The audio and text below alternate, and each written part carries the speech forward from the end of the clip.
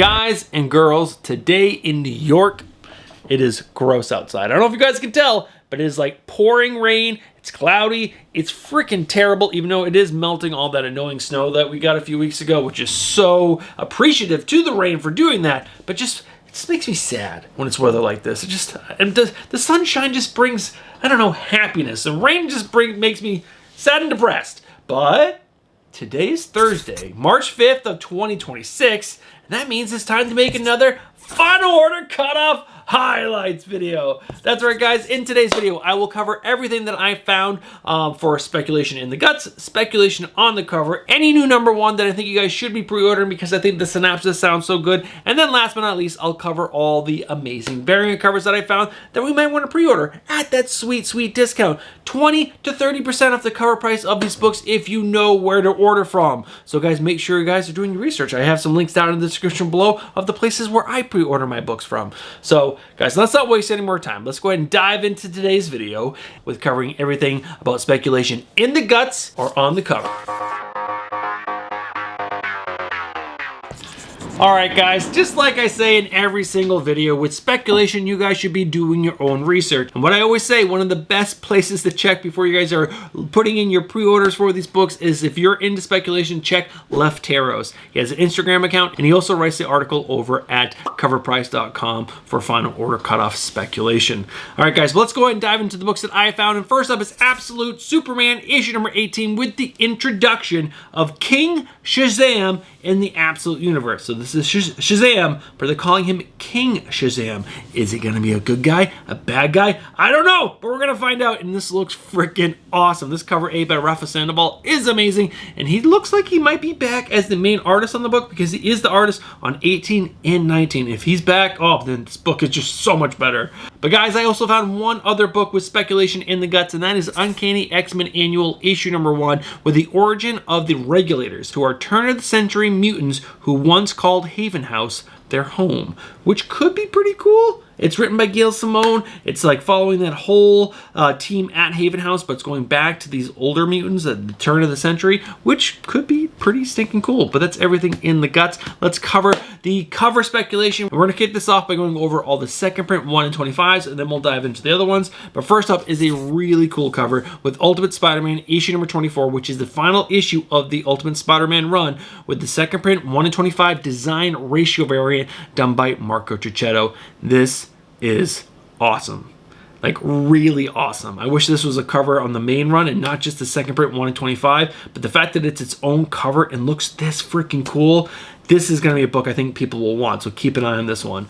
Next up, Punisher, issue number 1, the second print 125 virgin ratio variant done by Alex Maleev. Pretty awesome. There's also Rogue, issue number 2, the second print 125 virgin ratio variant done by Marco Ferreri, which is decent. And then we got Iron Man, issue number 2, the second print 125 virgin ratio variant done by Akko. Don't care for this. It doesn't even really look like an Iron Man cover. I mean, Iron Man's on it, but Captain America is front and center, so it looks more of like a Captain America cover, but you know, ignore all that. It's a second print 1 in 25, so keep an eye on it. Last but not least, we get the Silver Surfer, issue number 2, the Facsimile Edition 2026, the 1 in 25 ratio variant done by Ron Limp. So this is not technically a second print 1 in 25, but it is a facsimile 1 in 25, so I lumped those all together. So guys, that's that. You guys know that sometimes these 1 in 25s just tend to sell well. I should say second print 1 in 25s tend to sell well. So I just want to make sure you guys have that information. But guys, let's go ahead and cover the other covers that I think could possibly sell well on the secondary market. First up, we get Tales of the Teenage Mutant Ninja Turtles, issue number 5, with the 1 in 25 virgin ratio variant done by John Landry. He's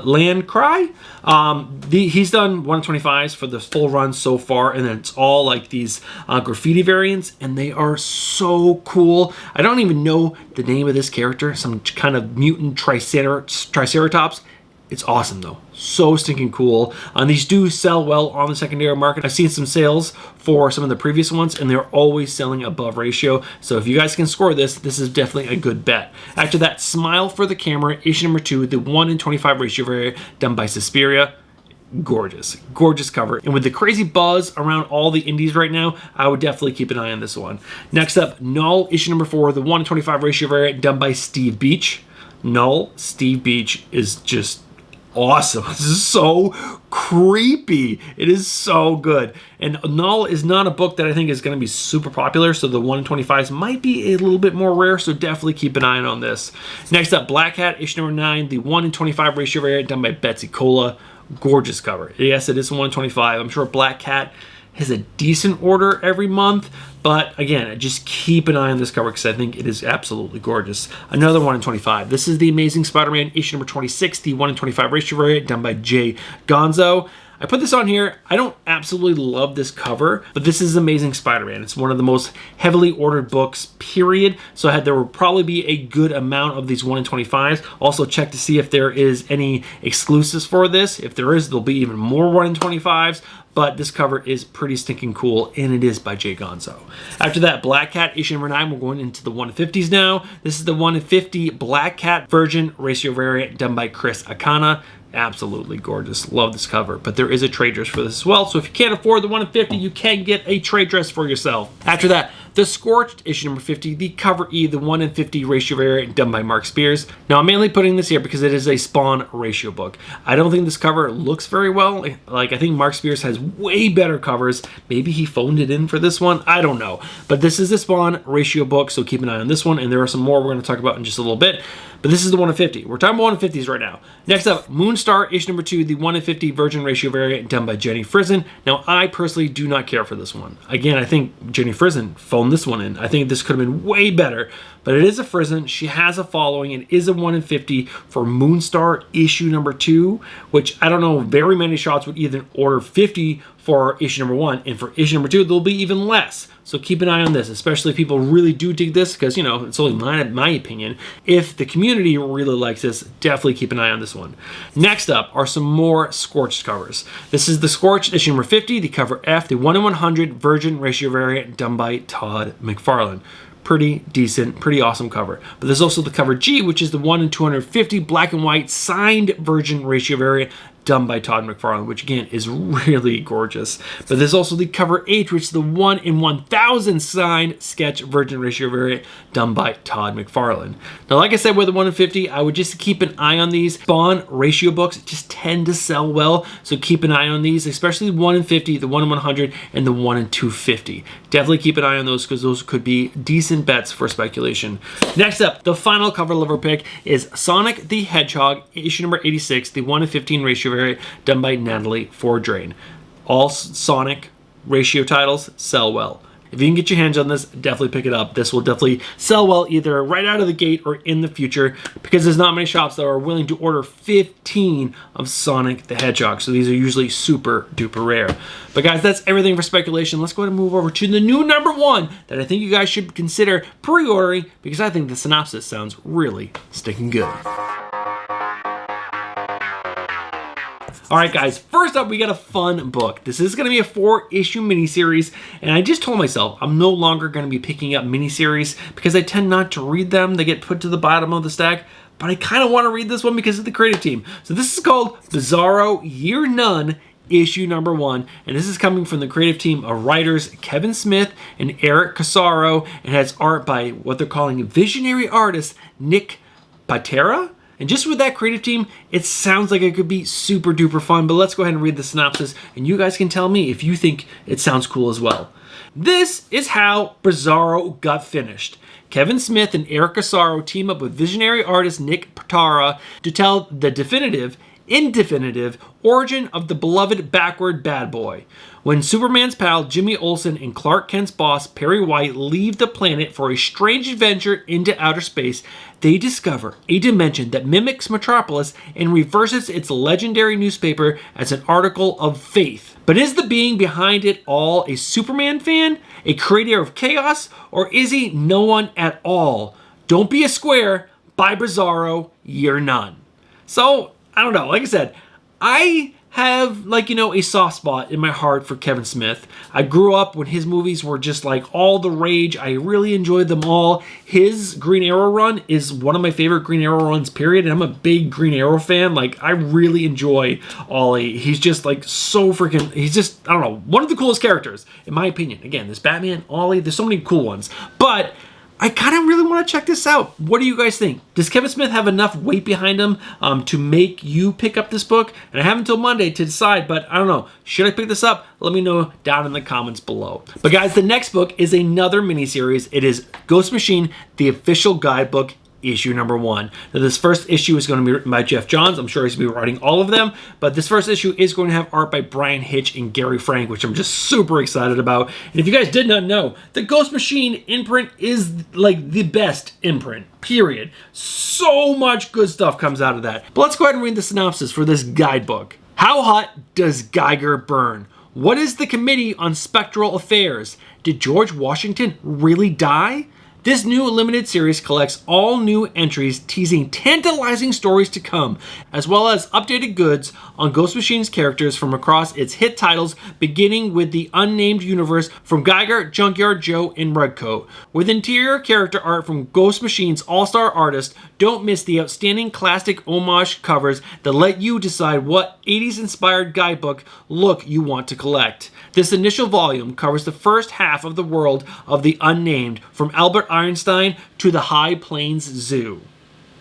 So good. Now, the wraparound covers for these are absolutely sick. I'll make sure that I show all 3 on screen so that way you guys can see. And like they say, these homage covers are just so freaking awesome. I'll probably just stick with the cover A, but I'm so excited for this because, I don't know, this universe is just so engrossing. It just sucks you in immediately, and the stories are just fantastic. I love them all. Redcoat is one of my favorite Ghost Machine characters. It's just so good.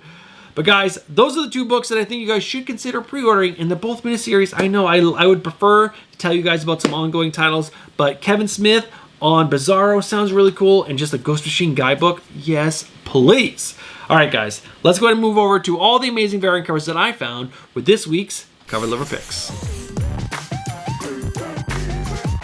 All right, guys, you know how we do this. DC, Marvel, Indie, and there are some super great covers coming from everyone this week. But we're going to kick this off with Batman issue number 8 with the cover H, which is the 1:25 ratio variant done by David Aja. I've been collecting all of these covers by David Aja. I think they're all amazing. But this one is hitting a little different. I don't know what it is. I'm pretty sure it's just the fact that this is Poison Ivy, but this rendition of Poison Ivy definitely harkens to Masio Takara's version of her in the Poison Ivy book, and it just looks incredible. It doesn't have the trade dress, at least the image I'm looking at right now does not have the trade dress, but I think the trade dress is going to help this just a little bit more. This cover is gorgeous. After that, Absolute Superman issue number 18 with the cover A done by Rafa Sandoval. Amazing. This is such a great cover, and he's such an amazing artist. And you got King Shazam's fish coming out of the rock. So good. After that, Absolute Green Lantern, issue number 13, the cover D, done by Ricky Yagawa. I'm sorry, Ricky. You're butchering your name every single week. You got amazing covers. So good. And this one for Absolute Green Lantern, issue number 13, is just amazing. After that, Batman Superman World's Finest, issue number 50, the cover A, done by Dan Mora, just collecting so many of the characters from this 50-issue run on this wraparound cover is so amazing. Dan Mora is just, he's the GOAT, man. He's so good. I mean, there's so many great artists. I know he's not the only GOAT. I love all of them. I mean, so many good artists. I didn't say all of them, but so many. This cover is amazing. I also like the cover H, which is called the Things to Come variant, done by Vasco Gogorvi. This cover is just awesome. You got one half Superman characters, the other half Batman characters. So stinking great. After that, Poison Ivy issue number 43 with the cover D variant done by Manny Vincent Carbonella. Haven't heard of this person before, but their art is pretty freaking stunning. I really like this. And last but not least, Derek in the Discord pointed this out to me. This is Mad About DC issue number 1, the cover A and the cover D virgin foil done by Dan Panozan. Dan Panozan doing a mad cover. That's so freaking cool. All right, guys, moving on to Marvel. First up, we got the Amazing Spider-Man issue number 26 with the color block white variant in the 1:50 virgin ratio variant done by David Nakayama, featuring our girl Spider-Gwen. Pretty great. After that, the Amazing Spider-Man issue number 26, the connecting variant done by Ivan Coelho. I'll try to collect all the parts of this connecting cover set and put them together and show them up on screen for you guys. But this one featuring Mary Jane Venom, because you can see Venom kind of coming from her wrapping around her. Pretty stinking cool. After that, Uncanny X-Men issue number 26, the Rogue variant, and the 1 in 50 Virgin Ratio variant done by Aka. It's pretty fantastic. I just didn't think this would do well as a spec book, but the cover itself is actually pretty great. Next up, we get a bunch of the Marvel, DC, Spider-Man, and Superman issue number 1 covers. Now, these are the covers coming from Marvel. The last set we talked about was coming from DC. But let's start off with the Adam Hughes variant. Got Power Girl holding up Black Cat, and you got all the money coming off her. So good. I also like the Humberto Ramos variant. You got Superman in the background shooting his laser beam, Spider-Man flying behind him on his webs, and then you got what I believe is supposed to be Mary Jane, and then Lois Lane, I think, has black hair. So I don't know who that other blonde girl is supposed to be, but I don't know. It's still really great art. After that, I like the Peach Momoko variant with Spider-Gwen and Supergirl. So good. This is a really great cover. I also like the Sanford Green Omaz variant. This is fantastic. Just take a minute and look at all the amazing characters that he shoved into this one cover for both Marvel and DC. It's fantastic. And last but not least, I like the Scotty Young Virgin variant. In the bubbles, they read, "You know, hanging upside down from a web attached to nothing in the middle of the sky makes no sense, right?" says Superman. And then Spider-Man says, "A guy with hair that's naturally forms the letter of his name doesn't have a lot of room to talk about things making sense." So good. Next up, we have Wolverine issue number 18 with the cover A done by Dan Panozin. These covers that he's been doing for Wolverine are awesome. So good. I also like Iron Man issue number 4 with the Dan Hitt variant. He's doing some Marvel stuff now, which is really cool. And this one featuring Tony Stark in his, like, you know, Iron Man outfit, but he's got like a bathrobe on it, and he's got all these donuts, and he's shoveling food in his mouth. So good. I also like the Scotty Young connecting variant. This is, I think, the last piece or the second to last piece of this awesome connecting cover set. After that, Black Cat issue number 9 with the cover A done by Adam Hughes. Gorgeous. So good. I also like the 1 in 25 ratio variant, which I've already shown you guys, done by Betsy Cola. Absolutely gorgeous. I also like the Black Cat variant and the 1 in 50 Virgin ratio variant, done by Chris Akana. Again, gorgeous. Now, the next 2 or 3 covers are Null covers, and they're all awesome. The first one up is Null issue number 4, the Edwin Gallimon variant. How cool is that? That is so good. I also like the Steve Beach variant. So I guess there's only 2 variants that I really liked, which is the 1 in 25 ratio variant. After that is Alias Red Band issue number 2, the cover A done by David Mack. Some really great David Mack covers so far for Alias Red Band. But I also like the variant cover done by Mark Aspinall. This is the cover I like the most. I think this is really, really nice. Next up, Ultimate Spider-Man issue number 24, the second printing variant done by Marco Cicchetto. It's just like the original cover, but with a black outline instead of the white, which is super cool. And they also did a original cover for a second print, which I don't think Marvel usually does, but this is Amazing Spider-Man Venom Death Spiral issue number 1 with the second print done by Cafu. So cool. Spider-Man, Venom, Carnage, and the Death Spiral. So good. All right, guys, let's go ahead and move over to the indie variants. I don't think there's that many, and there's only 4 that I found. First up, we got the Scorched issue number 50, the cover C variant, which is the connecting variant done by Scotty Young. So cool. So many sets are finishing. This is the final issue of the connecting cover set, which has King Spawn, Scorch, and Gunslinger Spawn. I'll put them all together, throw them up on screen for you guys. Such a great set. I also like Speed Racer issue number 7, the cover B done by Jesse Lonergan. Again, so good.